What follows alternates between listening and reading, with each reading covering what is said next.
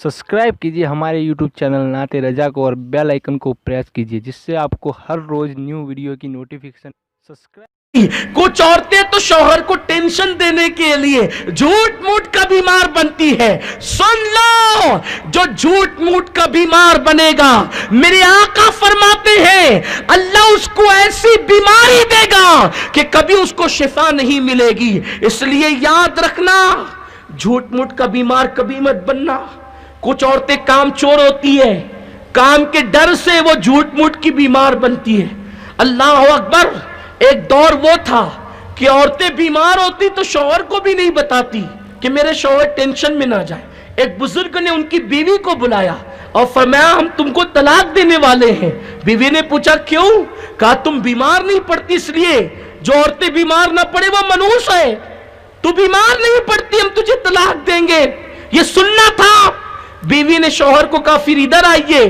पीठ से कपड़ा हटाया तो क्या देखा कि पीठ पर नासूर है, उसमें कीड़े चल रहे हैं। शौहर ने देखा, हैरान रह गए, ये क्या है? कहा सुनो, हमने आपको इसलिए नहीं बताया कि कहीं मेरा ये जख्म देखकर मेरा शौहर दुखी ना हो जाए।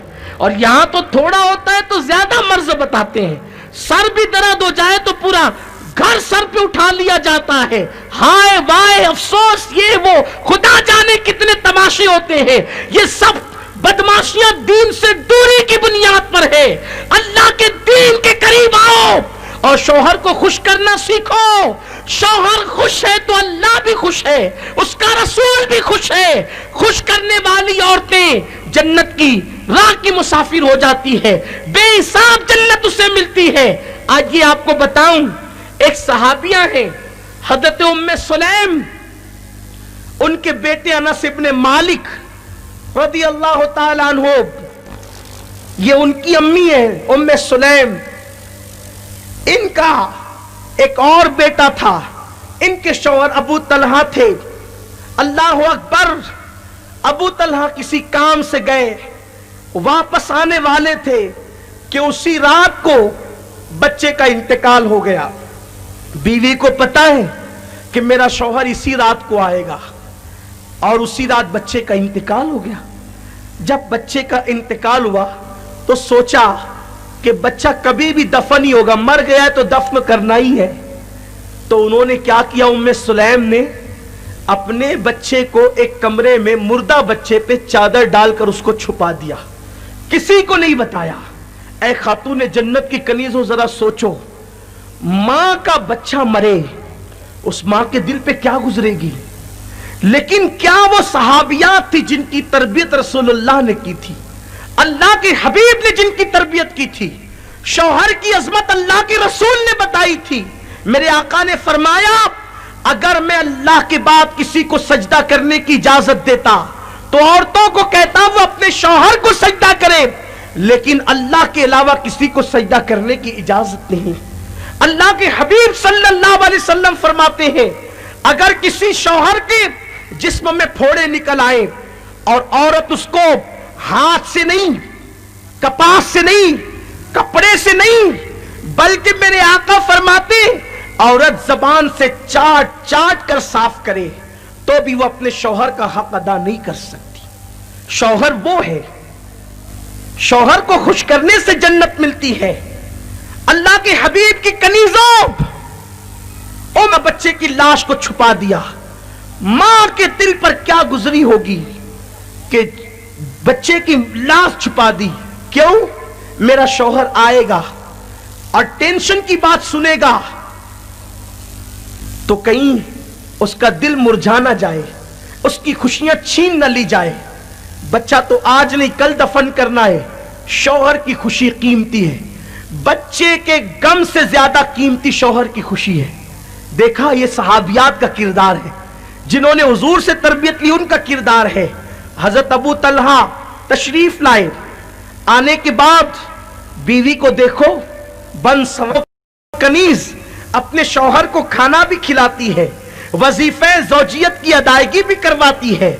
और उसके बाद जब सारी जरूरियात से फारिग हो गए तो अपने शौहर के करीब बैठकर कहती है अबू तलहा जरा एक मसला बताना। अबू तलहा कहते हैं क्या मसला पूछना चाहती हो? तो वो कहती है ये बताएं کہ اگر کوئی شخص کسی کے پاس اپنی امانت رکھے اور وہ امانت کو واپس لے لے تو امانت جس کے پاس رکھی گئی ہے اس کو خوشی خوشی دے دینا چاہیے یا پھر جو ہے وہ نہیں دینا چاہیے یا احتجاج کرنا چاہیے؟ ابو طلحہ حضور کے شاگرد تھے، آقا کے تربیت یافتہ تھے، بے تکلف جواب دیا، ام سلیم اگر ہمارے پاس کسی نے امانت رکھی تو پھر ہمارا حق یہ اس کا کہ اگر وہ مانگے تو خوشی خوشی امانت دے دی جائے۔ تو پھر بیوی نے کہا، ام سلیم نے کہا، ابو طلحہ ہمارا جو بچہ اللہ کی امانت تھا وہ اللہ نے واپس لے لیا ہے، اب اس پر غم کیسے کرنا؟ اتنی ہمت دیکھا تو پھر وہ بالکل مطمئن ہو گئے۔ اور اللہ اکبر، جب رات کا یہ قصہ فجر کی نماز میں حضرت ابو طلحہ رضی اللہ تعالیٰ عنہ مسجد نبوی شریف میں پہنچے اور عرض کیا، یا رسول اللہ میری خوشی کے لیے یعنی شوہر کی خوشی کے لیے ام سلیم میری بیوی نے اتنی بڑی قربانی دی ہے، یا رسول اللہ اس نے اتنی بڑی قربانی دی۔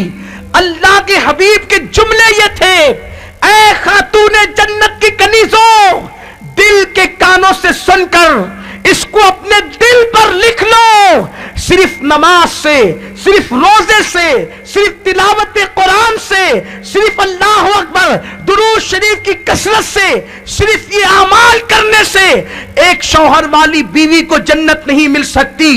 عورت کو ان اعمال کے ساتھ سب سے زیادہ ضروری ہے اپنے شوہر کو خوش کرنا، اس لیے کہ سب عبادت ہے، شوہر خوش نہیں ہے تو جنت نہ ملے گی۔ ام سلیم کی یہ داستان نماز فجر کے بعد امام الانبیاء کی بارگاہ میں رکھی گئی۔ ابو طلحہ انصاری عرض کرتے، یا رسول اللہ میری بیوی نے میری خوشی کے لیے اتنی بڑی قربانی دی، بچے کی لاش کو چھپا دیا، میرے لیے کھانا تیار کیا، بن سمر کر کے رہی، میں نے وظیفہ زوجیت بھی ادا کیا، اس کے ساتھ کھانا بھی کھایا، اس طرح سے اس نے دکھ کی خبر سنائی کہ مجھے دکھ بھی نہ ہوا۔ یا رسول اللہ اس عورت کے بارے میں کیا ہے؟ میرے سرکار فرماتے ہیں، ابو طلحہ کل کی رات جنت میں نے تیری بیوی کو دیکھا ہے، جنت کے اندر دیکھا ہے، آپ مجھے بتائیں ادھر ام سلیم قربانی دے رہی ہے رات کو، اور اسی رات کو میرے آقا ام سلیم کو جنت میں ملاحظہ کر رہے ہیں۔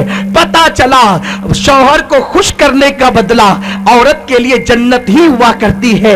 اے خاتون جنت کی کنیزوں، لیکن ہمارے یہاں عورتوں کا حال یہ ہے، چھوٹی بات کا اتنا ہوا کرتی ہے کہ انسان کا سر چکرا جائے، چھوٹی سی بات کو اتنا بڑھا کر بتاتی ہے کہ انسان کو جو ہے دل کا دورہ پڑ جائے، اور اسی میں وہ اپنے لیے بہت بڑا ہنر سمجھتی ہے۔ یاد رکھو، سیریل دیکھ کر زندگی گزارو گی تو یہی ساری چیزیں ملے گی، اور صحابیات کی زندگی پڑھ کر کے زندگی گزارو گی تو انشاءاللہ تبارک و تعالی دنیا بھی کامیاب رہے گی اور آخرت بھی کامیاب رہے گی۔ سنی دعوت اسلامی آپ کو یہی پیغام دینا چاہتی ہے۔ میں امید کرتا ہوں آج خواتین پوری تقریر یاد رکھے یا نہ یاد رکھے، ایک جملہ ضرور یاد رکھے، شوہر کو خوش کرو اور جنت میں چلی جاؤ۔ میں امید کرتا ہوں کہ یہ سبق زندگی بھر آپ نے نہیں بھولنا، شوہر کو خوش کرو، جنت میں چلی جاؤ۔ اللہ تعالی ہم سب کو عمل کی توفیق عطا فرمائے۔ دوران گفتگو اگر کوئی غلطی ہو گئی ہو، اللہ تبارک و تعالی معاف فرمائے۔